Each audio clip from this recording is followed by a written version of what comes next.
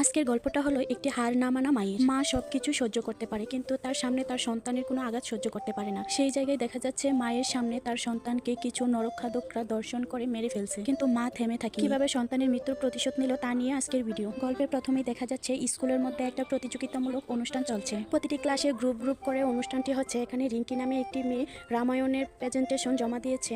আর এ হলো রিঙ্কি, হলো বিদ্যার মেয়ে। বিদ্যা হলো এই স্কুলের ম্যাম। রিঙ্কির প্রেজেন্টেশনটা সবাই পছন্দ করেছে, সে ফার্স্ট হয়েছে। আর যারা যারা পুরস্কার পাবে তাদেরকে এইখানে যে মুখ্যমন্ত্রী আছে তার হাতের মাধ্যমে পুরস্কার বিতরণ করা হয়েছে। রিঙ্কি তো পুরস্কার পেয়ে একদম খুশি, আর রিঙ্কির পাশে ছিল তার বান্ধবী জয়ন্তী। অনুষ্ঠান শেষ করে বিদ্যা তার মেয়েকে নিয়ে বাড়িতে ফিরছিল। হঠাৎ রাস্তার মধ্যে প্রচুর জ্যাম পড়ে গেছে। জ্যামের মধ্যে আটকে বিদ্যা রিঙ্কিকে বলে কল দিতে। তারপর রিঙ্কি কল দিয়ে বিদ্যার বান্ধবী রীতির কাছে। রীতি ছিল বিদ্যার খুব কাছের বান্ধবী। তারপর বিদ্যা তার বান্ধবীকে জিজ্ঞেস করে যে এই রাস্তা ছাড়া শর্টকাট কোনো রাস্তা আছে কিনা তাদের বাসায় পৌঁছানোর জন্য। রিক্তি বলে তুমি জিপিএস চেক করে দেখো, তাহলে বুঝতে পারবে কোনো রাস্তা আছে কি। রিক্তির কথা শুনে বিদ্যা জিপিএস চেক করে একটি শর্টকাট রাস্তা পেল। তারপর তারা এই রাস্তা দিয়ে ছুটতে লাগলো। হঠাৎ তাদের মনে হলো তাদেরকে কেউ ফলো করছে। এই রাস্তা দিয়ে যতই যাচ্ছে ততই বিদ্যার ভিতরে ভয় কাজ করছে। ভিতরে একদম অন্ধকার। তারা যতক্ষণ পর্যন্ত গাড়ি চালাচ্ছে ততক্ষণ পর্যন্ত রিক্তির সাথে ফোনে কথা বলতেছে। অনেকক্ষণ যাওয়ার পরই বিদ্যার গাড়িতে ঘটে এক ঘটনা। পিছন থেকে অনেক জোরে একটি ধাক্কা লেগে তাদের গাড়িটি একদম খুঁজে পড়ে যায়। তারপর দেখা যাচ্ছে 5-6 জন ছেলে এসে তাদেরকে হাতাহাতি করে ধরে নিয়ে যাচ্ছে। প্রথমে তারা ভাবছে তাদেরকে সাহায্য করতে এগিয়ে আসছে, পরে দেখে না তারা খুবই খারাপ লোক। তাদেরকে ধরে ফার্ম হাউসের ভিতর নিয়ে গেল। তারপর বিদ্যার সামনেই তার মেয়েকে 4-5 জন মিলে দর্শন করা শুরু করে দিল। তবে তারা বিদ্যাকেও ছাড়েনি, বিদ্যাকেও একইভাবে দর্শন করা শুরু করে দিয়েছে। এক পর্যায়ে দেখা যাচ্ছে বিদ্যার মেয়েকে তারা মেরে ফেলল। একজন মায়ের চোখের সামনে তার সন্তানকে দর্শন করে তারপর আবার মৃত্যু পর্যন্ত নিয়ে যাওয়া, এটা যে মায়ের প্রতি কতটা কষ্টদায়ক সহ্য করা তা একমাত্র মাই বুঝতে পারে। তারপর তারা বিদ্যার উপরও প্রচন্ড আঘাত করতে শুরু করে। সবকিছু রিক্তা মোবাইলের উপাস থেকে শুনতেছে। সে বুঝতে পারছে যে তাদের সাথে কিছু একটা ঘটছে। তখন সে বিদ্যার স্বামীকে কল দিয়ে সবকিছু বলে যে বিদ্যা বাসায় পৌঁছাইছে কিনা। সে বলে না। তারপর সে বলে যে তারা খুবই বিপদে পড়েছে, মনে হয় অনেকক্ষণ আগে আমাকে কল দিয়েছিল। দেখা যাচ্ছে রাতের বেলায় ওই জায়গার মধ্যে পুলিশ জমা হয়ে গেছে। এই কেসটাকে অ্যাক্সিডেন্টের কেস বলে দামা চাপা দেবে বলে তাদেরকে ওইখানে ফেলে রেখে যায়। কিন্তু ভাগ্য ভালো বিদ্যা এখনো বেঁচে আছে। হঠাৎ পুলিশ অফিসার দেখতে পাচ্ছে যে বিদ্যা বেঁচে আছে। তারপর ইমার্জেন্সিভাবে তাকে হসপিটালে পাঠানো হয়। তখন বিদ্যার স্বামী হসপিটালে এসে সাথে রিক্তাও। তারপর তারা পুলিশদের সবকিছু বলে যে কাল কি অনুষ্ঠান ছিল, কিভাবে কোথায় গিয়েছে সবকিছু খুলে বলে, এবং তারা এটা বলতে পারে না যে এর পেছনে কি হয়েছে। ডক্টর জানায় যে রিক্তা এবং বিদ্যাকে অনেকবার দর্শন করে দেখা যাচ্ছে নরখাদকটা একটু অনুতপ্তই নেই, ইচ্ছেমতো মদ গিলতেছে। হঠাৎ করে টেলিভিশনের দিকে চোখ ফিরে দেখে যে বিদ্যা এখনো বেঁচে আছে। তখনই তাদের মাঝে ভয় কাজ শুরু করে দেয়।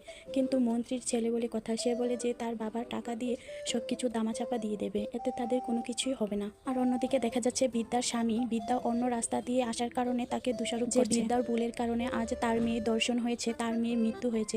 এটা অনেকবার বলার পর বিদ্যার বান্ধবী তার সাথে এই কথা নিয়ে বারবার তর্ক করে। বিদ্যার বান্ধবী বিদ্যার স্বামীকে বলে আজ তুমি বিদ্যার পাশে থাকবা, বিদ্যাকে সাপোর্ট দিবা, তা না বলে তুমি তাকে দোষারোপ করে যাচ্ছ। কোনো মা কি চায় তার মেয়েকে কোনো বিপদে ফেলানো? তারপর দেখা যাচ্ছে হসপিটালের নার্স এসে বলে আপনার মেয়ের পোস্টমর্টম করা শেষ, এখন আপনারা নিতে পারেন। তারপর বিদ্যার স্বামী তার মেয়ের সৎকার শুরু করে দেয়। তারপর বিদ্যার বান্ধবী কল দিয়ে বলে আপনি কি 2 দিন অপেক্ষা করতে পারতেন না? 2 দিন কি বিদ্যার জন্য তার মেয়েকে রেখে দিতে পারতেন না? যে বিদ্যা দেখার জন্য এইসব কথা বিদ্যার স্বামী কিছুই পাত্তা দেয়নি, কারণ সে বিদ্যাকে কখনো ভালোই বাসেনি। তারপর দেখা যাচ্ছে এখানে বিদ্যার সাথে দেখা করার জন্য 2 জন পুলিশ অফিসার আসে, কিন্তু বিদ্যা প্রচন্ড অসুস্থ থাকার কারণে তার মুখ দিয়ে কিছু কথাই বের হচ্ছে না। সে এখানে টিভি চ্যানেলে মন্ত্রীর ছেলেকে বারবার হাত দিয়ে ইশারা করে দেখাচ্ছে। তারপর পুলিশ অফিসার 2 জন টিভির দিকে তাকিয়ে সবকিছু বুঝতে পারে, তারা এখান থেকে চলে যায়। তারপর তারা মন্ত্রীকে কল দিয়ে সবকিছু জানায়, দর্শনের ব্যাপারে সবকিছু জানায়। মন্ত্রী তার ছেলেকে যখন জিজ্ঞেস করে তখন তার ছেলে উত্তর দেয় যে তুমি তো টাকা দিয়ে সবার মুখ বন্ধ করে দিতে পারো, টাকা সবকিছু বুঝে, টাকাই সবকিছু, টাকা থাকলে কি আমাদের এত টেনশন করা লাগে? তুমি সবকিছু টাকা দিয়ে বন্ধ করে দাও। তারপর এদিকে দেখা যাচ্ছে বিদ্যা আগে থেকে একটু সুস্থ হয়েছে। তারপর তাকে তার বান্ধবী বাড়িতে এনে দিয়ে গেছে। বিদ্যার বান্ধবী রাস্তায় বিদ্যাকে সবকিছু খুলে বলে তার স্বামীর ব্যাপারে, যে তার স্বামী তাকে কতটুকু ভালোবাসে সবকিছু খুলে বলে। আরও বলে যে তোর জায়গায় আমি থাকলে তাকে ডিভোর্স দিয়ে চলে যেতাম আর এক এক করে সবগুলোকে শাস্তি দিয়ে তারপর দুনিয়া থেকে বিদায় নিতাম। কিন্তু বিদ্যা ছিল তখন খুব দুর্বল, অসুস্থ, আর মনের ভিতর তার মেয়ের সকল স্মৃতি নিয়ে তাকে আরো কষ্ট দিয়ে দুর্বল করে ফেলছে। সে যখন চোখ বন্ধ করে তখন তার মেয়ের মৃত মুখটি তার চোখে ভেসে ওঠে। সে কুরে কুরে খাচ্ছে। তখনই তার স্বামী রুমে আসে। তখন তাকে বলে যে তোমার মাঝে আর আমার মাঝে তেমন কোনো সম্পর্ক ছিল না, যতটুকুই ছিল আমাদের মেয়ের জন্য, তোমার জন্য আমার মেয়ে মারা গেছে। লাগিয়েছে, আমি তোমার সাথে কোনোভাবেই সংসার করতে পারবো না। এই সব কথা শুনে বিদ্যা তার বান্ধবীকে নিয়ে আবার পুলিশের কাছে জানার জন্য যে অপরাধীদেরকে ধরতে পারছে কিনা বা মামলাটা কতটুকু এগিয়েছে। সে যখন থানায় যায় তখন পুলিশ তার বান্ধবীকে বলে সে এখানে থাকুক, আপনি ভিতরে আসেন। তারপর তার বান্ধবীকে বলে সে অনেক অসুস্থ, তাকে কেন থানায় নিয়ে আসছেন। তারপর তার বান্ধবীকে সে পুলিশ অফিসার 3টা বাজে লোকের ছবি দেখায়। এগুলোর মধ্যে একজনও দর্শনের মাঝে ছিল না, বলে যে ওরা 3জনকে আমরা গ্রেফতার করেছি। তারপর তার বান্ধবী রেগে গিয়ে বলে আপনারা টাকার কাছে হেরে গেছেন, আপনারা টাকা দিয়ে মুখ বন্ধ করে ফেলেছেন, কেন এমন করছেন। তারপর পুলিশ অফিসার রেগে গিয়ে বলে আপনি কি পাগল হয়ে গেছেন, ওরা হলো বড় বড় লোক, তাদের হাতে অনেক মানুষ থাকে, আমরা কি তাদের সাথে পারবো। এমনিতেই তাদের পরিবারের অনেক বিপদের মধ্যে আছে, তার মাঝে আবার এমন করে তাদেরকে আর বিপদের মধ্যে ফালানোর কি দরকার, মামলাটা এখানে শেষ করে ফেলেন না। তার বান্ধবী রেগে বিদ্যাকে নিয়ে থানা থেকে বাড়িতে চলে আসে।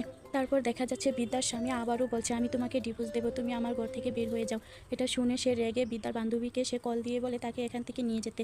তারপর বিদ্যার বান্ধবী আসলে সে তার বান্ধবীর সাথে এখান থেকে চলে যায়। কিন্তু তখন উচিত ছিল বিদ্যার স্বামী তার পাশে দাঁড়ানো। আমাদের সমাজে এমন পুরুষ আছে যারা সন্তানের ক্ষতি হলে মাকে দোষারোপ করে আর ভালো হলে ভালো, এটা কিন্তু উচিত নয়। কারণ কোনো মাই চায় না তার সন্তানের কোনো ক্ষতি হোক, মা তার সন্তানকে বাঁচানোর জন্য নিজের জীবনও দিতে পারে। বিদ্যা তার বান্ধবীর বাসায় যাওয়ার পর পরদিন সকালে সে রাস্তা দিয়ে গাড়ি দিয়ে যাচ্ছিল, তখনই একটা ছেলেকে দেখে। সেও ছিল দর্শনের মধ্যে একজন। সে তাকে ফলো করতে থাকে। বিদ্যা যখন তার পিছু পিছু যেতে থাকে আর সে কখন কোথায় যায় সব কিছু একটি ডায়েরির মধ্যে লিখে রাখে। অনেকক্ষণ যাওয়ার পর দেখা যায় একটা রেস্টুরেন্টের সামনে তারা সকল বন্ধু একসাথে জড়ো হলো। তখন সে বাসায় এসে নিজেকে কন্ট্রোল করার জন্য ব্যায়াম করতে শুরু করে। সে নিজেকে নিজে ভাবে যে আমি আমার মেয়ের প্রতিশোধ নিয়েই ছাড়বো। নিজেকে গড়ে তোলার জন্য সে কঠিনভাবে প্রস্তুতি নিল। তারপর দেখা যাচ্ছে যে এর মধ্যে একজনের বাইক রেখেছে, সে তার স্ক্রু একদম ঢিল করে দেয়। হঠাৎ করে তার স্ক্রু খুলে গিয়ে সে এখানেই মৃত্যু হয়। ছেলেটি মারা যাওয়ার পর বিদ্যা ছেলেটির মোবাইলটি নিয়ে তারপর এই মোবাইল থেকে তার যত বন্ধুদের নাম্বার আছে সবগুলোকে সে একটি ডায়েরির মধ্যে রেখে রাখে এবং তার সবগুলো ইমেল, ফেসবুক আইডি, মেসেঞ্জার সবকিছু সে ফলো করতে থাকে। ছেলেটি মারা যাওয়ার কারণে পুলিশ অফিসার আবার মন্ত্রীর বাড়িতে আসে। তারপর মন্ত্রীর ছেলেকে দেখায় এ কি তোমার বন্ধু, এ নিয়ে অনেক তর্ক বিতর্ক করে যায়। মন্ত্রীর ছেলে পুলিশকে কোনো পাত্তাই দেয়নি। সে বলে হ্যাঁ এটা আমার বন্ধু, এই মোটরসাইকেল আমার। আর অন্যদিকে দেখা যাচ্ছে বিদ্যা যে ছেলেটির মোবাইল নিয়েছে তার মধ্যে বিদ্যার মেয়ের বান্ধবীর অনেকগুলো ছবি ছিল। তখন সে তার বান্ধবীর মেয়ের কাছে ছিল বিদ্যার স্টুডেন্ট। বিদ্যা যখন মেয়েটিকে ওই ছেলেটির ছবি দেখায় তখন মেয়েটি কান্না করে বলে আমি কিছু বলতে পারবো না, সে অনেক ভয়ঙ্কর। তারপর বিদ্যা তাকে সাহস দেয়। মেয়েটি বলে আমার বাবা প্রচুর খারাপ, আমার বাবা মদ পান করতো, দেখতাম আমার মাকে প্রচণ্ড মারতো। ছেলেটি হঠাৎ আমাদের বাসায় এসে আমার বাবাকে মদের টাকা দিই। তারপর ছেলেটি আমার মায়ের কাছে চলে যায়। আমার বাবা প্রচুর টাকা নিয়ে আমার মাকে ছেলেটির হাতে তুলে দিই। প্রত্যেকদিন রাত্রে এসে আমার মাকে দর্শন করে ছেলেটি চলে যেত। তারপর হঠাৎ করে একদিন আমাকে দেখে ফেলে, তার নজর পড়ে যায় আমার উপর।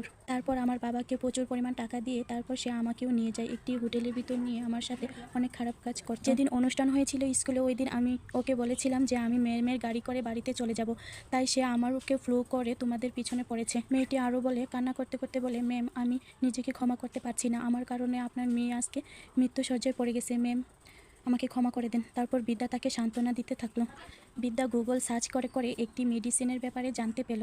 তারপর সে এমন একটি পাউডার তৈরি করে যা মানুষের ভিতরে গেলে মুহূর্তেই মৃত্যু হবে। তারপর বিদ্যার মেয়ের বান্ধবীকে বলে যে তুমি যেদিন ওই ছেলে তোমাকে হোটেলে ডাকবে তুমি যাবে, আর ছেলেটি যখন ড্রাগস নিতে থাকবে তখন তুমি এই পাউডারটা তার ট্রাকের মধ্যে মিশিয়ে দিবে, যা বলা তার কাছে। মেয়েটিও সাহস করে তার ট্রাকের মধ্যে পাউডারটি মিশিয়ে দিয়েছে। তারপর এখানে ছেলেটির মৃত্যু হয়েছে। আর মেয়েটি ভয় পেয়ে বিদ্যাকে কল দিল। তারপর বিদ্যা তাকে সাহস দিল। তারপর মেয়েটি বাড়িতে চলে আসলো। দেখা যাচ্ছে পুলিশ অফিসার বিদ্যাকে সন্দেহ করে বিদ্যাকে জিজ্ঞেস করলো। বিদ্যা বলে আপনার কাছে কোনো প্রমাণ আছে, প্রমাণ থাকলে আমাকে গ্রেফতার করতে পারেন। কিন্তু পুলিশের কাছে কোনো প্রমাণ ছিল না। তখনই এখানে বিদ্যার বান্ধবী চলে আসে। তারপর বিদ্যাকে নিয়ে চলে যায়। অন্যদিকে দেখা যাচ্ছে মন্ত্রীর ছেলে বয়ে সবাইকে নিয়ে মিট করতেছে আর বিদ্যাকে কিভাবে মারা যায় তা নিয়ে ডিসকাস করতেছে। তারপর অনেকগুলো গুন্ডা পাঠিয়ে বলে যে বিদ্যার স্বামীকে মেরে বলে বিদ্যাকে থামতে, কিন্তু বিদ্যা তো চলে গেছে তার স্বামীর কাছ থেকে। বিদ্যার স্বামী বারবার বলতেছে যে আমি বিদ্যাকে ডিভোর্স দিয়ে দিয়েছি, বিদ্যা কেন আমার কথা শুনবে। তারা কিছুই শুনেনি, বারবার বিদ্যার স্বামীকে মারতেই থাকে। বিদ্যার স্বামী বিদ্যাকে কল দিয়ে বলে যে এমন এমন হয়েছে। বিদ্যা কিছুই পাত্তা দেয়নি, সে নিজের মতো এগিয়ে যাচ্ছে। তারপর দেখা যাচ্ছে বিদ্যা তার বান্ধবীকে নিয়ে একটি রেস্টুরেন্টের মালিকও ছিল দর্শনের মধ্যে একজন। ছেলেটি বিদ্যাকে দেখে ভয় পেয়ে তারপর মন্ত্রীর ছেলেকে কল দিয়ে বলে এই মেয়ে তো এখানেও চলে আসছে, এখন আমি কি করব। বিদ্যা ফ্রেশ হওয়ার জন্য বাথরুমে চলে যায়। তারপর এই রেস্টুরেন্টের যত সিসি ক্যামেরা আছে সবগুলোকে বন্ধ করে দেয় তার বান্ধবী। তারপর ছেলেটি গিয়ে বিদ্যার উপর ঝাঁপিয়ে পড়ে। বিদ্যাও ছুরি দিয়ে ছেলেটিকে আঘাত করে এখানেই ছেলেটিকে মেরে ফেলে। মারতে কেউই দেখিনি, বিদ্যা যে মেরেছে এটা কেউ বুঝতে পারেনি। এখানে সবাই ছুটাছুটি করে পালিয়ে যাচ্ছে। বিদ্যাও এখান থেকে ছুটে পালিয়ে যাচ্ছে। পুলিশ অফিসার বিদ্যাকে দেখে ফেলে। সে যখন পালিয়ে যাবে দর্শকের মধ্যে একজন বিদ্যাকে গুলি করতে যাবে, হঠাৎ বিদ্যার গাড়ির ভিতর পিস্তলটি পড়ে যায়। তারপর বিদ্যা কাঁপা কাঁপা হাতে পিস্তল দিয়ে ছেলেটিকে এখানে গুলি করে মেরে ফেলে। তারপর আবার দেখা যায় পুলিশ অফিসার বিদ্যার সাথে দেখা করতে গিয়ে বলে যে যেখানেই খুন হচ্ছে সেখানে আপনাকে দেখা যাচ্ছে। বিদ্যা আবার বলে যে খুন যে আমি করেছি তার কোনো প্রমাণ আপনার কাছে আছে? পুলিশ তখন ভীতু হয়ে এখান থেকে চলে যায়, কিছুই করতে পারেনি। অন্যদিকে দেখা যাচ্ছে বিদ্যাকে মারার জন্য মন্ত্রী ছেলে 2জন গুন্ডাকে পাঠিয়েছে বিদ্যার এখানে। বিদ্যাকে না পেয়ে তারা বিদ্যার বান্ধবীকে মেরে একদম আহত করে এখান থেকে তারা চলে যায়। বিদ্যা যখন রুমে আসে তখন তার বান্ধবীকে তাড়াহুড়া করে হসপিটালে নিয়ে ভর্তি করে।